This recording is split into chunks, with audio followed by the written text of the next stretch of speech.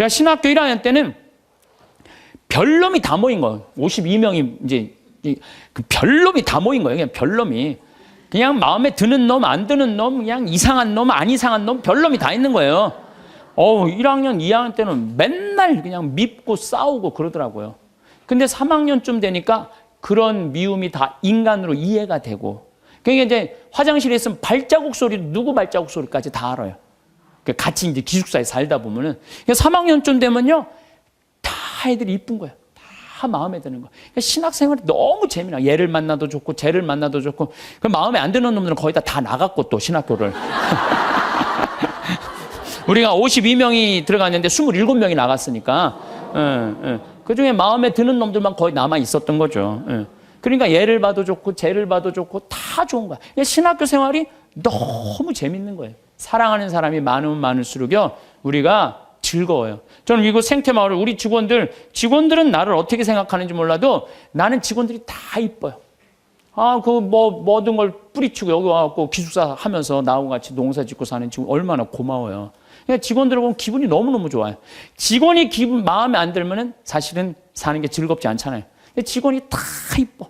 만나는 사람마다 다 좋고. 그러니 신나죠. 사는 게 즐거운 거죠. 일은 20년 동안 기다리고 있고. 은퇴하고 나면 또, 요즘 커피숍 그거 생각을 많이 해요. 바리스타를 배워갖고 어떻게 해야 되겠다. 그러니까 일이 있으니까 죄를 안 짓고. 그래서 여러분들 마음 안에, 대림 일주일에 이 얘기가 나와요. 남을 찔러주는 마음에 창을 두드려서 곡식을 만들어내는 낫으로 만들어라. 여러분들. 그래서 마음 안에 창들이 있으면 다 없애세요. 미움 삐죽한 마음들이 있으면 그걸 다 용서를 해줄 때 사랑하는 사람이 옆에 있을 때 그것처럼 행복한 게 없는 거죠. 여러분들 이상우 씨가 그녀를 만나는 곳 100m 전이라는 노래 아시죠? 그녀를 만나는 곳 100m 전에서 가슴이 떨리며 그녀를 만나기 위해 구두도 새로 사고 옷도 깨끗이 차려입었지만 왠지 그녀를 만나기엔 자신의 모습이 못마땅하다는 노래 가사 내용이 있어요. 아시죠? 네, 그녀를 만나는 곳 100m 전. 우리는 신앙인이에요. 신앙이기 때문에 누구를 만나냐면 예수님을 만나요. 예수님을 잘 만나려면 내 마음 안에 미움이 없어야 돼. 내 마음 안에 분노가 없어야 돼. 내 마음 안에 욕심이 없어야 돼. 그래갖고 내가 옷도 차려입고 구두도 사고 꽃도 준비하는 그런 마음으로 예수님을 만날 때 여러분들은 행복할 수 있어요. 신앙, 기도 시간도 너무너무 즐겁고. 그래서 저는 용서의 삶이 참 중요해요. 여러분들 평화를 원하세요? 네. 평화를 원하면요, 용서하셔야 돼요. 저는 예수님께서 계속 사랑해라, 용서해라, 사랑해라, 용서해라 그러다가 결정적으로 마지막에 평화를 주노라 그래요. 이게 언제 평화를 주느냐 하면은 예수님 침뱉음 다 당하고 때리고 뺨 맞고 십자가 못 박혀서 다 죽었어. 죽고 난 다음에 3일 만에 부활하세요. 3일 만에 부활했을 때 예수님이 제자들을 처음 만나요. 3일 만에. 제자들은 어떤 상태? 스승 배신하고 다 도망간 상태 아니야. 다 도망가고 배신하고 스승은 죽었다고 생각했을 때 마음이 지극히 불안했어. 배신, 그 3년을 따라다니는 스승을 배신했단 말이야. 예수님이 3일 만에 부활하셔서 첫 인사가 니네들 왜 나 배신했어? 내가 죽었다 살아난다는 거 니네들 안 믿었어? 이렇게 얘기하지 않아요. 평화를 비노라. 평화를 주노라. 평화는요, 여러분들 언제 찾아오는 거냐면 그 모든 폭풍이 다 지나가고 누릴 수 있는 게 평화예요. 평화. 그래서 나는 여기 여러분들 지금 우리 평창 생태마을에 오셨지만은 제가 요즘 참 많은 평화를 많이 누려요.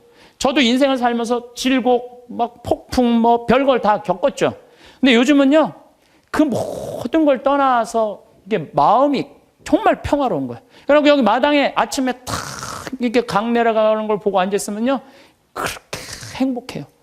예수님이 이 평화를 얘기하는구나. 그러니까 마음 안에, 저는 지금 마음 안에 미워하는 사람이 정말로 없어요. 예전에는 많았어요. 예전에는 많았어요. 근데 그런 단계들이 다 어느 정도 지나고 난 다음에 내가 이제 평창에 들어와서 산 지 10년이 됐어. 10년. 그러니까 10년 동안 2년이 있었던 많은 사람들이 이제 떨어져 나가고 사연이 있었던 많은 사람들이 떨어져 산속에서 여기 한번 마음 먹고 올라오면 하루가 걸리잖아요. 그러니까 웬만한 사람들은 거의 못 와요. 그러니까 사람을 덜 만나고 또 좋은 사람들만 만나니까 평화로운 거예요. 예수님이 부활하고 난 다음에 내가 너희에게 평화를 비노라. 그게 바로 이거구나. 미움, 분노, 증오, 죽어라, 죽여라 다 떠나고 난 다음에 예수님이 마지막에 십자가에서 부활하고 성취한 게 뭐다? 평화다, 평화. 그러니까 여러분들 마음 안에 미움이 있으면요, 평화를 누릴 수가 없어요. 마음 안에 분노가 있으면 평화를 누릴 수가 없어요. 그래서 용서해야 되는 거예요. 그래서 여러분들 우리 마음 안에 남을 찔러 죽이려는 마음의 창을 두들겨서 곡식을 만들어내는 낫으로 만들어야 돼. 마음의 미움을 두들겨서 평화를 만들어내는 사랑으로 만들어야 돼. 그래서 사람을 보면서 막 사랑할 수 있는 그런 마음 여러분들 청하셔야 돼요. 제가 신부가 막 된 조원동 주교자 성당에서 휠체어를 찬 요한나 자매가 있었어요. 몸이 퉁퉁했는데 오늘도 휠체어 타고 오신 우리 형제님도 계시지만 휠체어를 탔어요.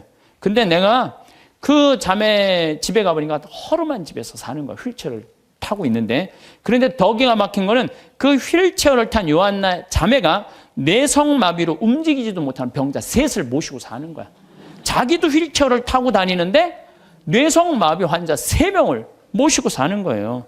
화장실도 겨우 다니는 그들에게 내가 왜 이렇게 힘든 일을 하냐고 물었더니 자기는 무슨 일이라도 할 수 있고 움직일 수도 있지만 누워있는 뇌성마비 환자들은 움직이지도 못하니까 움직이지 못하는 우리가 당연히 돌봐야 된다면서 그 아름다운 생활을 하더라고요.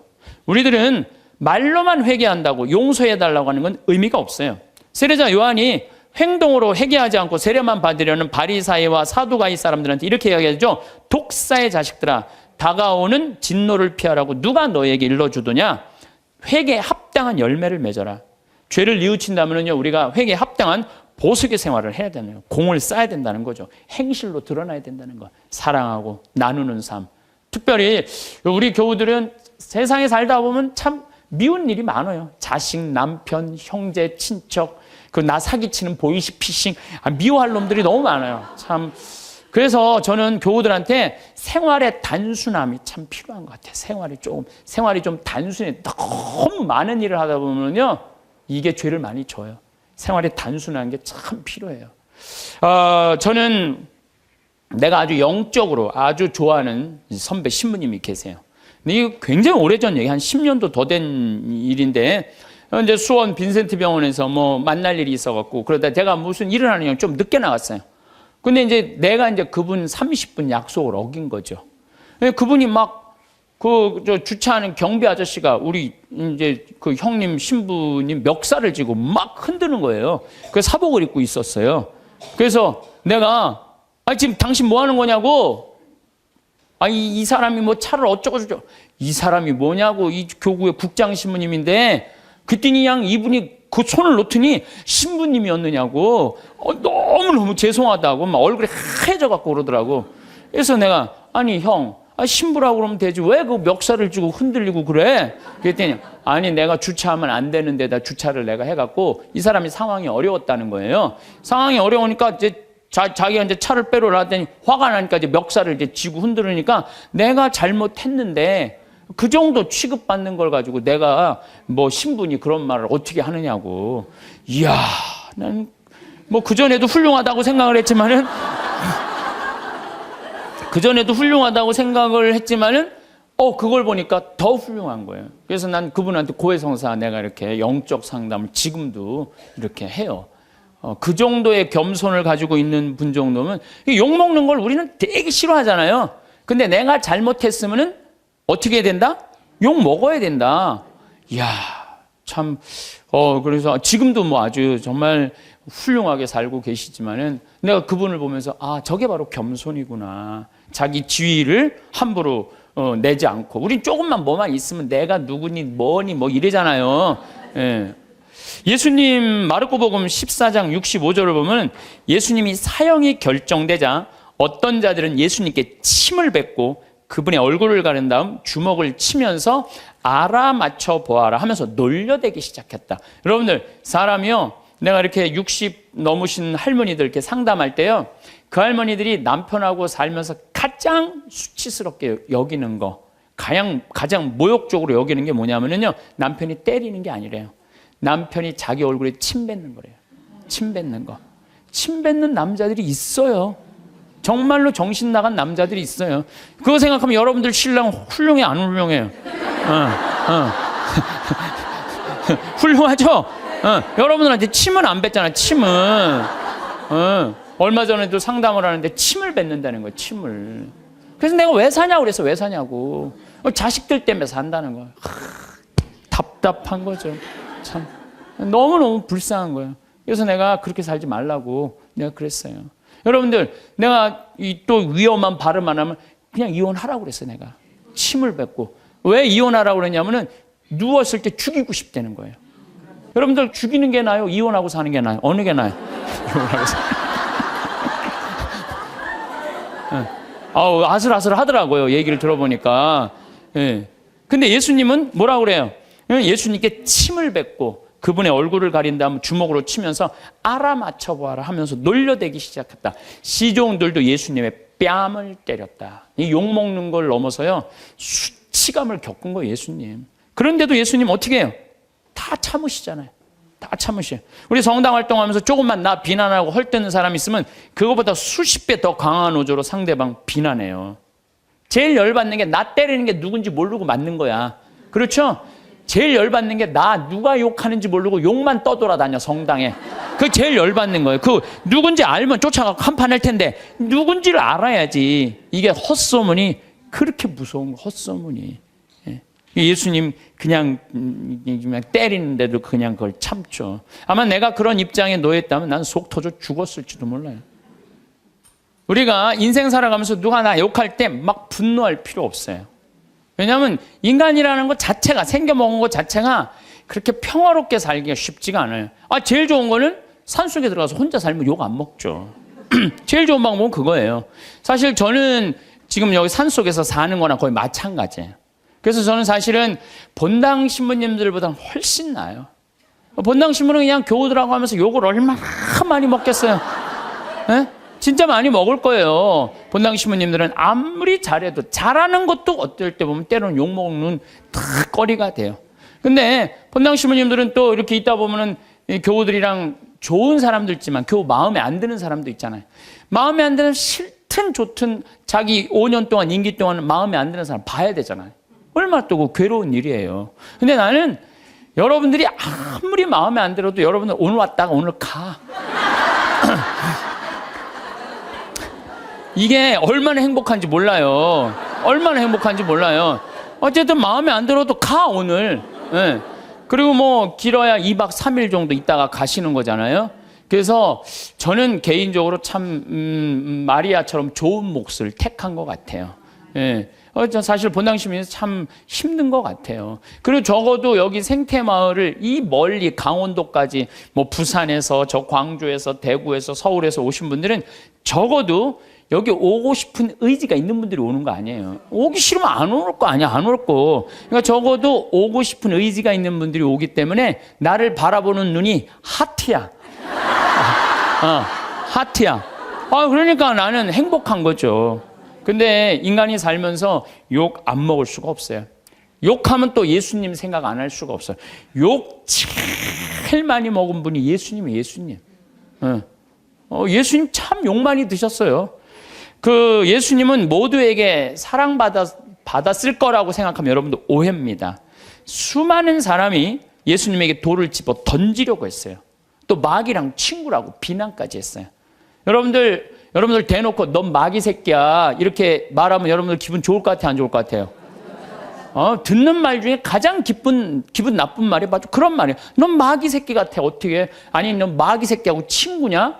근데 예수님은 마귀하고 베엘제불의 힘을 빌려갖고 마귀 쫓아낸다고 그러잖아요. 마귀라는 그런 욕까지 들으셨고, 마지막에는 모든 예루살렘에 모인 사람들이 어떻게 했냐면 죽이자, 죽어라. 마지막.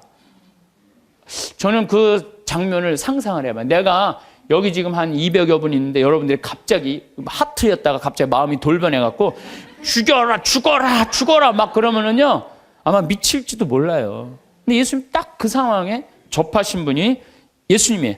예수님은 하늘나라 선포하시면서 모두에게 환영받지는 않으셨어요. 여러분들 여기 계신 분들 가운데 내가 봉사활동 하는데 이 욕을 먹어가면서까지 봉사활동 해야 하나? 봉사일 때려치고 싶은 분들 계실 거예요. 일하다 보면 욕하는 소리 들리잖아요. 사람이 내가 이런 욕을 먹고 내가 이거 성당 일을 해야 돼? 내가 레조 단장 해야 돼? 내가 성가대 해야 돼? 연령회 해야 돼? 성모 해야 돼? 아니, 내 차라리 때려치고 속 편하게 내 집에서 그냥 텔레비나 보고 그냥 놀러나 다니고 하지. 내가 왜 이 욕을 먹어? 그런 생각하시는 분들 계실 거예요. 예수님 좋은 일 하면서 욕 참 많이 드셨어요. 마르코복음 3장 1절부터 6절을 보면은 안식일에 손이 오그라든 사람을 펴줘요. 안식일에. 당시 이 이스라엘에서는 몸이 아픈 사람들은 다 병으로 취급을 했어요. 병으로. 그러니까 죄로 몸이 아픈 사람. 그러니까 회당의 정가운데 있을 수가 없어요. 근데 예수님 정가운데 나오라고 그래요. 손이 오그라든 사람 펴줘요. 얼마나 좋은 일을 하신 거예요. 안식일이도 뭐든 손 오그라든 사람 펴준 거 얼마나 좋은 일을 한 거예요. 그런데 사람들은 예수님의 이 얘기를 듣고 바리사이들은 나가서 곧바로 헤로데 당원들과 더불어 예수님을 어떻게 없앨까 모의를 하였다. 예수님 착한 일하고도 칭찬받지 않고 제거의 대상이 돼요. 착한 일하고도 욕먹고 심지어 죽이려고 덤비는 사람들도 있었죠.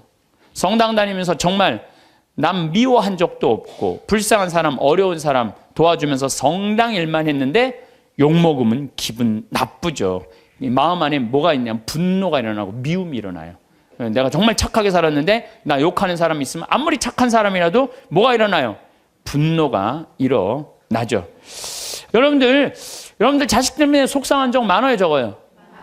자식 때문에 속상한 적 많죠? 내가 지난번에 이 잠비아에 이제 자카란다 농장 꾸민다고 설계사 두 분하고 포크레인 사장님을 보냈어요. 근데 포크레인 사장님이 내가 혼배해 준 사람이야. 근데 나하고 동갑인데 45에 결혼을 했어요. 45세 37살짜리 예쁜 섹시하고.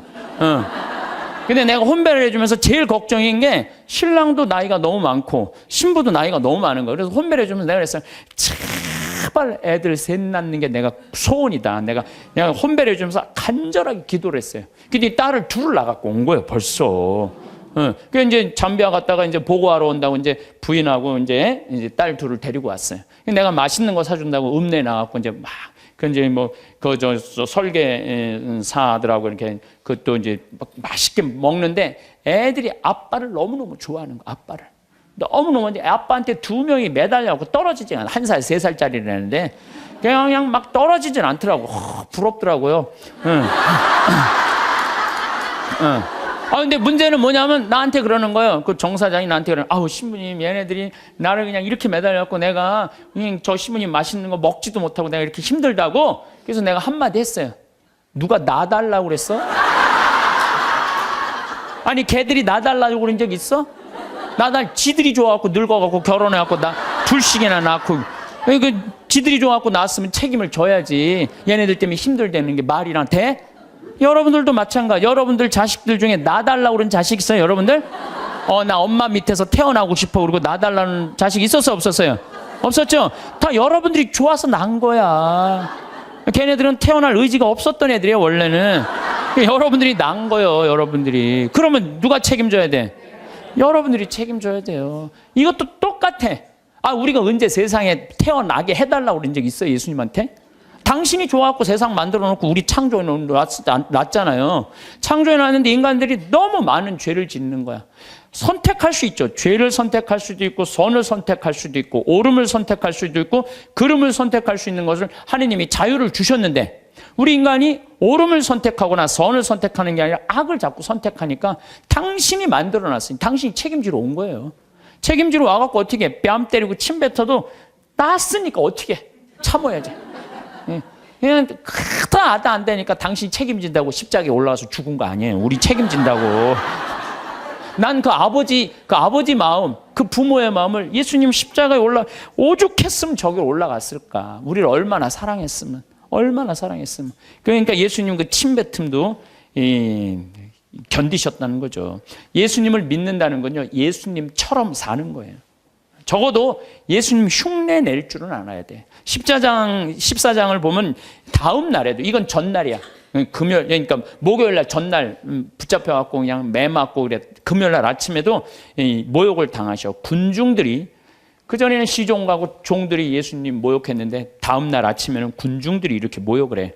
유다인들의 임금님 만세 하며 인사하기 시작했다. 또 갈대로 그분의 머리를 때리고 또 침을 또 뱉네. 예수님 침 참 많이 받으신 분이에요.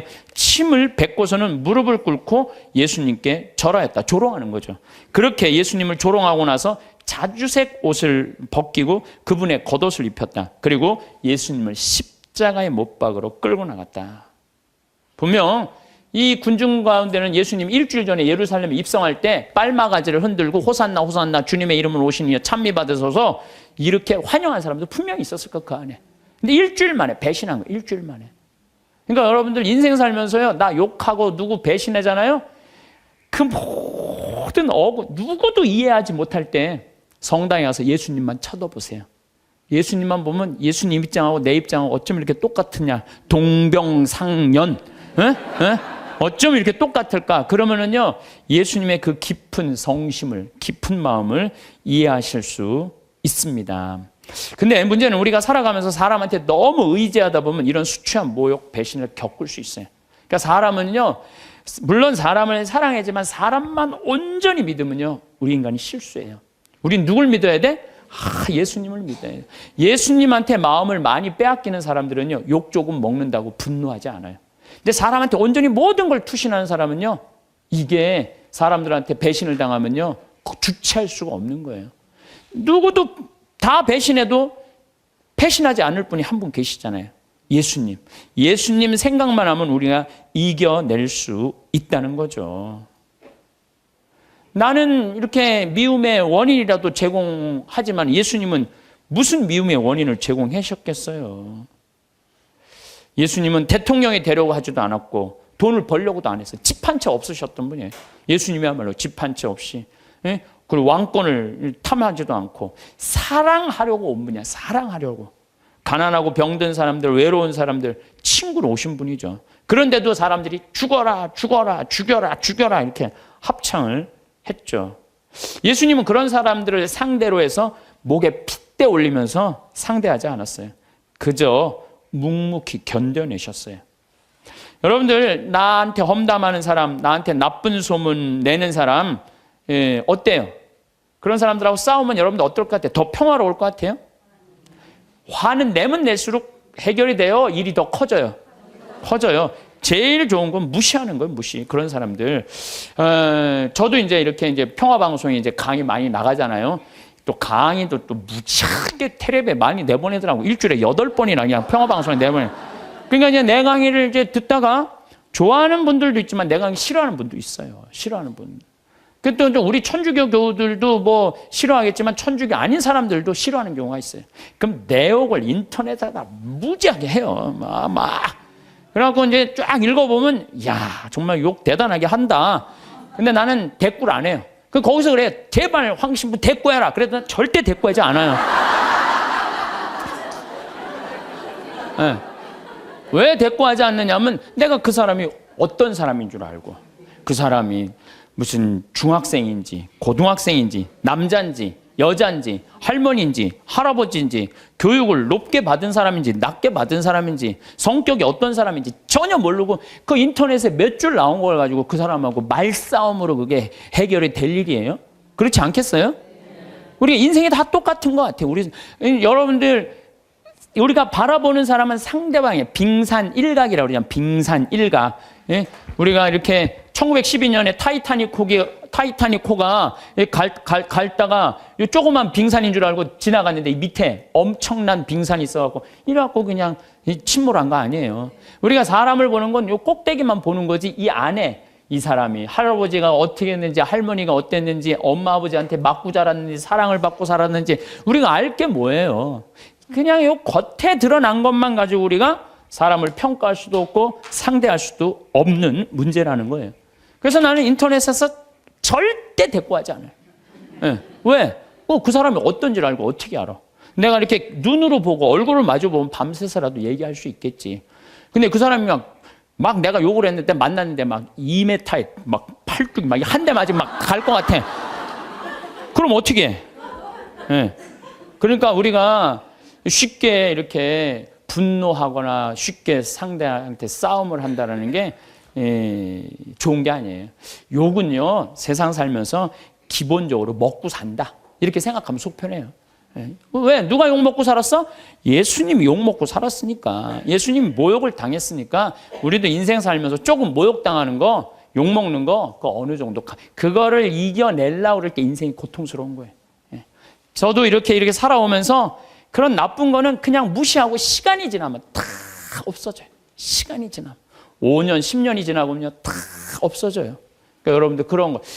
오늘 지금 내가 식사하면서 여고생이 임신했다는 헛소문이 학교에 퍼졌대. 그러니까 이 헛소문에 죽는 사람들 정말로 많아요. 헛소문에. 그래서 사람들이라는 게 참 그런 문제가 있는 것 같아요. 자, 그렇다면 우리 인간이 참 죄를 짓고 살아요. 게으르고 나약하고 그 다음에 시기심 많고 죄를 져. 나 같은 죄인도 용서받을 수 있나요? 여러분들 인생 살아오면서 정말로 누구한테도 얘기하기 부끄러운 죄들이 있으시죠? 저는 많아요. 누구한테도 얘기하기 부끄러운 죄들 참 많아요. 근데 나 같은 죄인이 과연 용서받을 수 있느냐? 나 같은 죄인도 과연 용서받을 수 있을까? 저는 예수님이 요한복음 8장에 보면 간음한 여인 얘기가 나요. 그거를 읽으면요 굉장히 위로가 많이 돼요. 이 여자가 간음을 하다 현장에서 잡혔어요.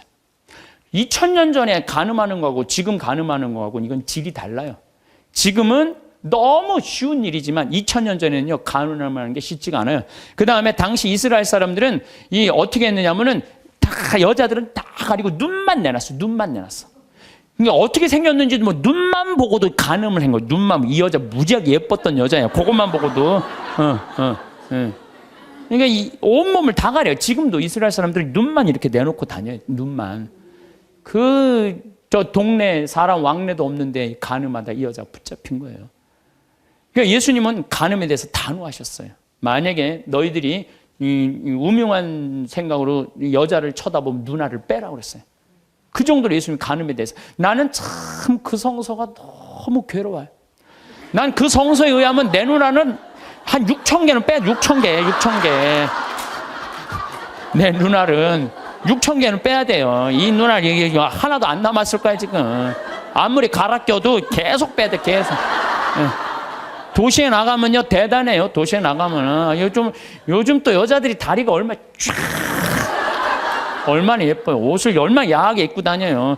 이야, 그럼 그냥 눈알 그냥 빼야 돼. 눈알. 아마 여기 계신 분들도 눈알 남아있을 사람 별로 없을 것 같은데. 예수님 그렇게 간음에 대해서 단호하셨어요. 간음하면 안 된다. 그런데 간음한 여자가 현장에서 붙잡혔어요. 예수님, 당신 간음하면 눈알 빼라고 그러지 않았느냐. 또 한편으로는 모든 사람을 용서하라고 그러지 않았느냐. 둘 중에 뭘 선택할 것이냐. 예수님이 이 여자 편을 들면은 상당히 이상해지는 거예요. 근데 2000년 전에 예수님께서 간음한 여자 입장에 쓰여요. 그래갖고 너희 중에 죄 없는 사람 먼저 이 여자를 돌로 쳐라. 난 이 여자 입장 이해한다 이거예요. 이야, 이거 대단한 일이에요. 이거 보통 용기 아니면 이거 제정신 가지고는 이거 못해요. 보통 용기 가지 않으면은. 근데 예수님은 그 여인을 감쌌던 거예요. 그 여인을. 하나 둘 떠나가니까 예수님이 너 죄를 묻던 사람이 다 어디 갔느냐?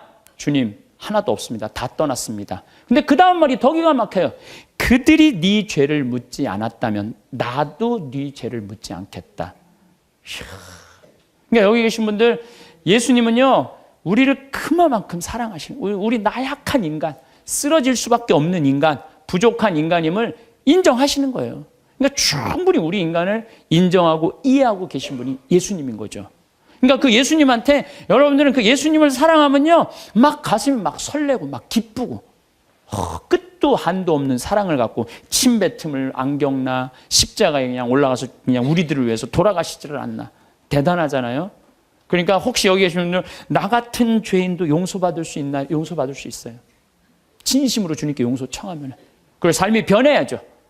사람은요 근데 저는 요즘 우리나라 문화에 조금 안타까운 게 뭐냐면은 한 번 잘못하면 죽일 놈이야. 다시는 회복할 수가 없어. 우리나라 사회가 그래요. 한 번 잘못하면. 근데 교회는, 주님은요, 한 번 잘못해도 다시 용서 청하면은요, 기회를 주세요. 너무너무 좋죠? 여러분들 성당 잘 나온 거예요. 성당 잘 나온 거예요. 근데 더 기가 막힌 거는 요한복음 4장에 사마리아 여인 얘기. 사마리아 여인, 예수님이 이제 이 유다에서 예루살렘에서 성전을 막 둘러엎어요. 성전을 둘러엎고 막 채찍으로 막 후드려 까요. 그러니까 사람들이 예수님을 죽이려고 그래요. 그러니까 그 한바탕 하고 이제 갈릴레아, 예수님 본 활동 문대인 갈릴레아로 가려고 그러는데, 갈릴레아로 가는데 예루살렘에서 갈릴레아로 올라가면은 이게 갈릴레아 호수고 이게 사해예요. 여기가 이제 예루살렘인데 여기 사마리아 동네가 있어요. 시카르라는 동네가 있어요. 시카르. 근데 유대인들은요, 사마리아 동네를 들어가지 않았어요. 사마리아 동네 들어가면은요, 더럽다고. 그래서 이렇게 갈릴레아 요르단강으로 올라가든지 바닷가로 올라가요. 근데 예수님은 돌아가기 귀찮았나 봐요. 그냥 가로질러 그냥 가요. 가로질러.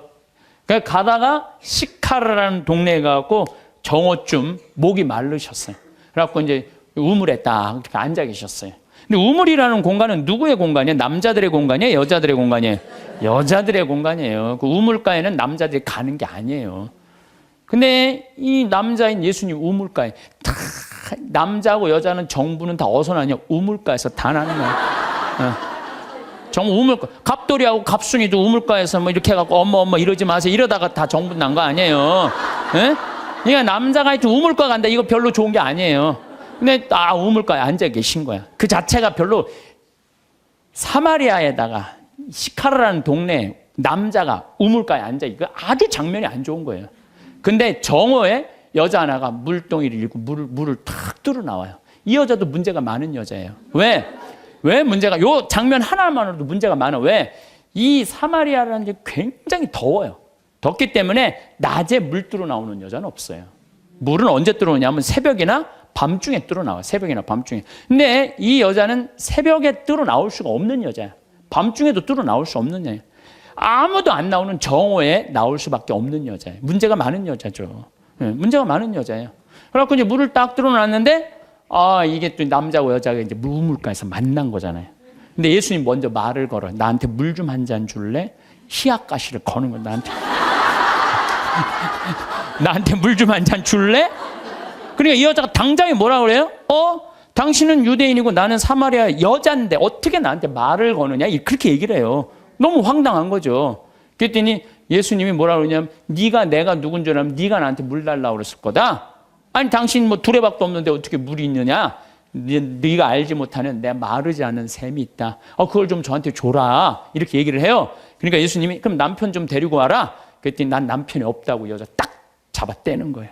그랬더니 예수님이 뭐라 그러냐? 그래, 너는 5 남자하고 살았는데 그것도 네 남편이 실질적으로 아니고 지금 사는 그 남자도 네 남편은 아니지.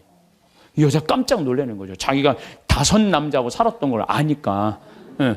거기다가 이제 예수님이 계속 말을 하는 거예요. 그 성서를 보면은요, 예수님이 이렇게 사람하고 이렇게 길게 말하지 않아요. 근데 하여튼 이 요한복음 4장 오늘 집에 가서 한번 읽어보세요. 얼마나 긴지. 그러니까 이 여자를 붙잡고 무지하게 오랫동안 수다를 떨고 계신 거 지금. 쉽게 말하면 무지하게 수다를 오래 떨고 계신 거야. 그러더니 이제 앞으로는 예루살렘에서 예배하거나 그리짐산, 야곱의 우물 그리짐산에서 예배하는 그런 시대는 끝났다. 이제 정말로 마음으로 예배하는 하나님은 어디나 계시고 막 구원에 대해서도 얘기하고 예배에 대해서도 얘기를 하네. 그러니까 이 여자가 동네로 가요. 동네로 가갖고 우리가 찾던 구세주를 뵀다, 내가. 그래갖고 이 여자 사람들을 데리고 와요. 데리고 오면서 사람들이 예수님하고 얘기를 하다가 이 여자 마리아는 우리 눈으로 직접 봐서 이분이 구세주임을 우리가 확인했다. 이렇게 얘기를 해요. 다시 말해서 신약 성서에서 첫 여제자가 누구냐면 바로 이 사마리아 여자예요. 첫 여제자가. 파견한 거 아니에요. 동네 갖고 사람들 데리고 온 거 아니에요. 근데 여러분들 생각을 해봐. 이 여자가 5 남자하고 살았던 여자야. 그러니까 이혼을 5번 한 거예요. 6번째 이 남자하고 사는 여자예요. 이 여자 이뻤겠어, 안 이뻤겠어요? 여러분 5번 정도 결혼할 정도면요 이뻐야 돼요. 이뻐야 돼. 예, 그렇잖아요. 굉장히 예뻤을 거예요. 근데 여러분들 성당에서 이 생각을 해봐요. 신부님, 우리 성당에서 6번째 남자하고 살던 여자가 성당을 나왔어. 그것만 해도 여러분들 대단한 이슈가 될 것 같아요, 안 될 것 같아요? 대단하죠. 6번째 남자하고 사는, 이혼을 5번 하고 6번째 산 여자가 나왔는데 신부님 미사 끝나고 그 여자를 붙잡고 얘기하기 시작하는 거야. 그것도 성당을 어떻게 운영할 것인가. 그 여자 의견을 물어보는 거예요. 성당 어떻게 운영하면 좋으냐. 한참 얘기하더니 아이 그러지 말고 그냥 네가 성모회장 해라. 그래갖고 성모회장으로 임명을 했어. 성당 교우들이 그 본당 신부님하고 그 여자하고 뜯어 먹을 것 같아, 안 뜯어 먹을 것 같아요? 뜯어 먹어요. 뜯어 먹어요. 근데 예수님은요 그게 중요하지 않으셨나 봐요. 그러니까 우리가 생각하는 죄하고 예수님이 생각하는 사랑하고 너무너무 이게 차원이 다른 거예요. 차원이. 여기 계신 분들 지금 한 5 남자하고 이렇게 이혼했다 결혼했다 이혼했다 이런 분들 혹시 계세요? 없으시죠? 아이 나는 이것도 굉장히 위험한 반이는데 인생 살면서요 정말 잘못 만나는 남자 있을 수 있어요. 잘 안 맞는 남자. 그래서 이혼할 수도 전 있다고 생각을 해요. 나는 요새 우리 프란치스코 교황님 너무 마음에 들어. 왜 프란치스코 교황님이 마음에 드느냐면은 동성애자들에 대해서 사목적 배려를 해줘야 된다고 그러잖아요. 난 너무너무 마음에 들더라고요. 내가 동성애자 옹호자가 아니에요. 왜 동성애자에 대한 사목적 배려를 해야 되느냐면은 1960년대 초에 DES라는 여성 호르몬제가 발명이 돼. 그러니까 화학 호르몬제, 합성 호르몬제.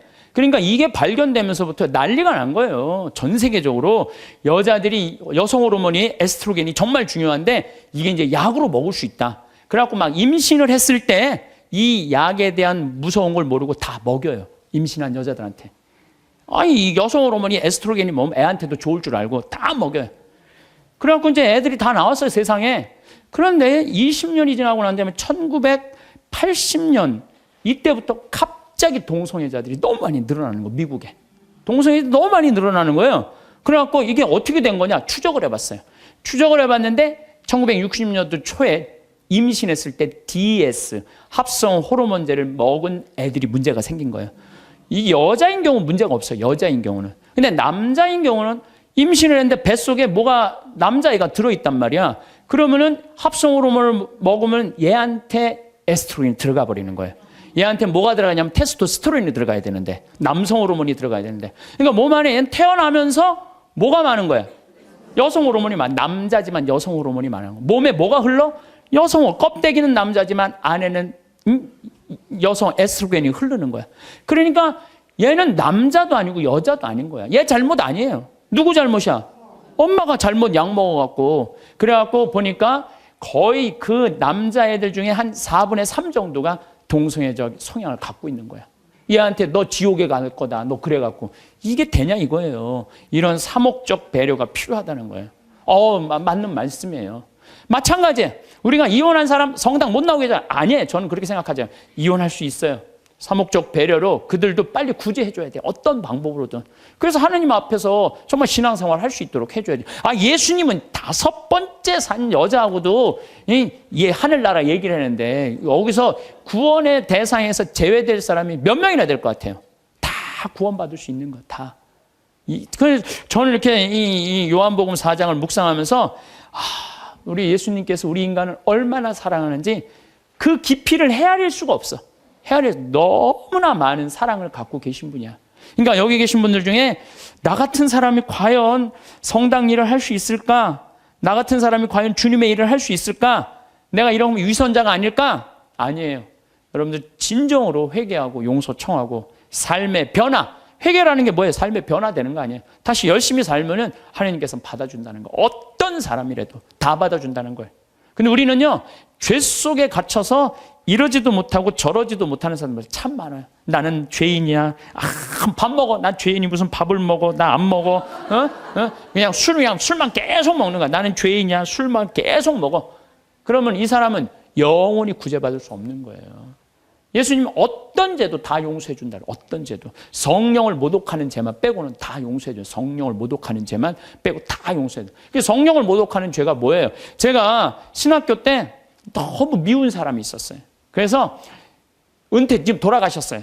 은퇴한 신부님한테 계속 고해성사를, 나 그 사람이 너무 밉습니다. 또 한 달 지나고 그 사람이 너무 밉습니다. 또 지나고 그 사람, 이제 신부님이 나를 아니까 한 7번째 고해를 하는데 신부님이 딱 그러더라고요. 학사님, 하느님의 사랑을 믿습니까? 안 믿습니까? 그러더라고요. 좀 믿는데요. 그랬더니 학사님은 내가 생각하기엔 하느님의 사랑을 안 믿는 사람이라고. 당신이라고 그러더라고요. 당신은 하느님의 사랑을 안 믿는 사람이라고. 무슨 말씀이냐고. 당신이 고해성사를 받으면 하느님께서 온전히 용서해 줬다. 그럼 그거를 믿어야지. 왜 못 믿고 이 7번이나 똑같은 죄를 고백하냐 이거야. 그게 바로 성령을 모독하는 죄. 성령을 모독하는 죄. 하느님의 은총을 온전히 믿어야 되는데 그 하느님의 은총을 안 믿는 거야. 용서 받았을까? 아니야, 안 받았을 것 같아. 또 가서 확인해보고 용서 받았을까? 안 받아. 또 가서 이게 성령을 모독하는 죄라는 거예요. 나도 보좌 신부 때 고해성사를 교주면은 이쪽에서 고해성사를 줬어. 그러고 다 사죄를 해줬어. 근데 이쪽에 문 열면 이쪽 여자가 여기 와서 또 하는 거예요. 고해성사를. 진짜로 또 하는 거예요. 1년 내내 계속. 그래서 막 신경질을, 왜 자꾸 벌써 이미 죄를 사해 줬는데 왜 하느님의 자비를 안 믿느냐고. 이 자매가 그러는 거예요. 나는 용서 못 받은 것 같다고. 하느님의 사랑을 못 믿는 거죠. 무한한 하느님의 사랑을. 우리가 회개가 뭐가 필요해요? 종교가 뭐가 필요해요? 용서가 없다면. 그러니까 하느님은 우리를 용서해 주셔요? 안 용서해 주셔요? 용서해 주세요. 그러니까 여러분들 하느님의 사랑을 간절하게 믿으시라는 거예요. 윤동주 씨가 서시라는 걸 썼죠. 죽는 날까지 하늘을 우러러 한 점 부끄러움이 없기를. 잎새 이는 바람에도 나는 괴로워했다. 별을 노래하는 마음으로 모든 죽어가는 것을 사랑해야지. 그리고 나한테 주어진 길을 걸어가야 되겠다. 오늘 밤에도 별이 바람에 스치운다. 참 내용이 좋은 것 같아. 죽는 날까지 하늘을 우러러 한 점 부끄러움이 없기를. 이런 마음으로 살아가야 돼요. 근데 나는 그냥 하늘을 우러러 그냥 부끄러운 일 천지인데 어쨌든 마음만은 그래야 된다는 거죠. 잎새 이는 바람에도 나는 괴로워했다. 양심의 소리, 주님께서 우리에게 들려주는 양심의 소리를 들어야 된다는 거죠. 별을 노래하는 마음으로 모든 죽어가는 것을 사랑해야지. 이 시는 거꾸로 들으면 돼요. 별을 노래하는 마음으로 모든 살아있는 것을 사랑해야지 하고 똑같은 것 같아요. 그래서 여러분들, 제가 별 참 좋아하는 소년이잖아요. 어제도 내가 여기 새벽 1시에 수소성당 강의 이제 우리 평화방송 팀하고 하고 새벽 전부 다 별 보셨죠? 우리 촬영팀들. 얼마나 별이 예쁜지 몰라요. 이 세상에 태어난 건 축복이에요, 축복. 근데 그냥 행복한 마음으로 그 별을 바라야 그냥 미움 때문에 땅바닥만 쳐다보면요, 그 별을 못 봐요. 근데 요즘 현대인들은요, 하늘을 볼 생각을 안 해요. 그리고 나한테 주어진 길을 걸어가야겠다. 오늘 밤에도 별이 바람에 스치운다. 좋죠? 다시 한번 이거 읽어드리도록 하겠습니다. 서시 윤동주. 죽는 날까지 하늘을 우러러 한 점 부끄러움이 없기를. 잎새 이는 바람에도 나는 괴로워했다.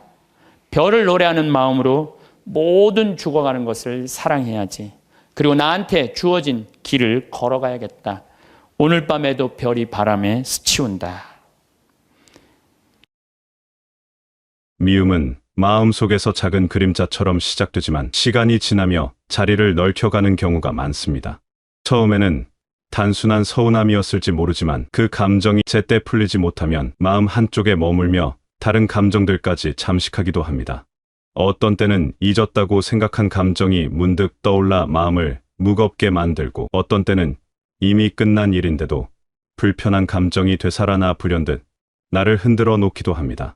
사람의 마음이라는 것은 상황을 기억하는 것이 아니라 그 상황을 겪을 때의 감정을 함께 보관하는 곳이라서 그런 듯합니다. 미움이라는 감정은 그저 상대를 향해 일어나는 것이 아니라 그 일을 견디며 스스로를 지키고자 했던 나의 감정들이 뒤섞이며 만들어진 마음의 응어리일 가능성이 큽니다. 미움을 떠올릴 때 마음이 답답해지는 이유는 단순히 어떤 일을 겪어서가 아닙니다. 그 일 앞에서 내 마음이 제대로 보호받지 못했다고 느꼈기 때문입니다. 마음이 다칠 때 사람은 본능적으로 움츠러들고 깊은 곳에서는 두려움이 생깁니다. 누군가에게 서운해지면 그 이면에는 그 사람에게 기대했던 마음이 있었고, 상처받으면 그 아래에는 이해받고 싶었던 마음이 있었습니다. 미움은 그래서 더욱 복잡합니다. 표면에는 차가움이 있고 그 아래에는 인정받고 싶었던 마음, 기대가 무너진 마음, 지키고 싶었던 어떤 진심이 깔려 있습니다. 겉으로는 단단하게 보여도 속은 아주 여린 마음의 구조가 드러나 있는 셈입니다. 마음의 상처는 눈에 보이지 않기에 더욱 다루기 어렵습니다. 몸의 상처는 시간이 지나면 아물고 흉터도 점차 흐려지지만 마음의 상처는 그렇지 않습니다. 때로는 수십 년이 흘러도 여전히 선명하게 남아있기도 하고 특정한 순간에 갑자기 떠올라 마음을 흔들어 놓기도 합니다. 어떤 말 한마디, 어떤 표정 하나가 오래전의 기억을 불러오고 그때의 감정이 고스란히 되살아나는 경험을 해본 적이 있을 것입니다. 그것은 마음이 약해서가 아니라 그만큼 그 순간이 나에게 의미가 깊었기 때문입니다. 사람들은 흔히 미움을 부정적인 것으로만 여기지만 사실 미움은 나를 지키려는 마음의 방어막이기도 합니다. 다시는 같은 상처를 받지 않으려는 마음, 나의 소중함을 지키려는 마음이 미움이라는 형태로 나타나는 것입니다. 그래서 미움을 느끼는 자신을 탓할 필요는 없습니다. 오히려 그 감정을 통해 내가 무엇을 소중히 여기는지, 무엇이 나를 아프게 했는지를 알 수 있습니다. 미움은 나 자신을 이해하는 첫걸음이 될 수 있습니다. 이해라는 것은 상대의 행동을 용납하거나 정당화하는 과정이 아닙니다. 이해는 내 안에 복잡하게 얽힌 감정의 매듭을 하나씩 풀어내는 일입니다. 어떤 감정들은 오래 두면 더 단단하게 뭉치기도 하고 스스로를 방어하기 위해 마음이 더 굳어지기도 합니다. 하지만 이해의 과정은 단단해진 마음을 스스로 부드럽게 만드는 일입니다. 마음이 굳어 있을 때 세상은 자꾸 날카롭게 느껴지고 나를 건드리지 않으려는 것조차 공격처럼 생각될 때도 있습니다. 그러나 마음의 결을 조금씩 느슨하게 풀어놓기 시작하면 언젠가 그 마음이 다시 숨을 쉬기 시작합니다. 이해는 그래서 상대를 위한 길이 아니라 내 마음을 지키기 위한 길에 가깝습니다. 내 마음이 너무 꽉 조여 있을 때 그 조임을 풀어주는 역할을 하는 것이 바로 이해입니다. 마음을 이해한다는 것은 감정에 이름을 붙이는 일부터 시작됩니다. 막연히 불편하고 답답하다고만 느껴지던 것에 구체적인 이름을 붙이면 그 감정은 조금 더 다루기 쉬워집니다. 이것은 서운함인지 배신감인지 두려움인지 분노인지를 천천히 들여다보는 것입니다. 감정을 명확히 인식하면 그 감정이 왜 생겼는지, 무엇이 나를 그렇게 만들었는지를 조금씩 이해할 수 있게 됩니다. 이 과정은 혼자서도 할 수 있지만 때로는 누군가와 이야기를 나누며 정리되기도 합니다. 중요한 것은 그 감정을 외면하지 않고 마주하는 용기입니다. 미움을 풀기 위해서는 먼저 그 감정이 어디에서 비롯되었는지를 천천히 돌아봐야 합니다. 그때 하지 못했던 말, 표현하지 못한 마음, 서로 통하지 못했던 부분들이 얽혀 있을 것입니다. 그때 내가 충분히 이해받지 못했다면 그 감정은 쉽게 사라지지 않았을 것입니다. 이해하는 과정은 그래서 과거의 나에게 손을 내밀어주는 일과도 같습니다. 그때 나는 그럴 수밖에 없었음을 인정해주는 일이기도 합니다. 스스로를 이해하는 것이 먼저 이루어질 때에야 비로소 다른 사람을 향한 이해도 가능해집니다. 마음이 단단한 사람들은 흔히 자신의 감정을 뒤로 밀어두는 경향이 있지만 제대로 다루지 못한 감정은 언젠가 다시 마음을 두드리기 마련입니다. 이해는 그 감정이 더 이상 나를 다치게 하지 못하도록 감싸주는 과정입니다. 스스로를 이해하는 일은 나에게 관대해지는 것과는 다릅니다. 오히려 나의 한계를 인정하고 그때의 상황에서 내가 할 수 있었던 최선을 인정하는 일입니다. 누구나 완벽하지 않으며 모든 상황에서 지혜롭게 대처할 수는 없습니다. 그때 나는 그 상황에서 할 수 있는 만큼 했고 견딜 수 있는 만큼 견뎠습니다. 그것을 인정하는 것만으로도 마음이 조금 가벼워집니다.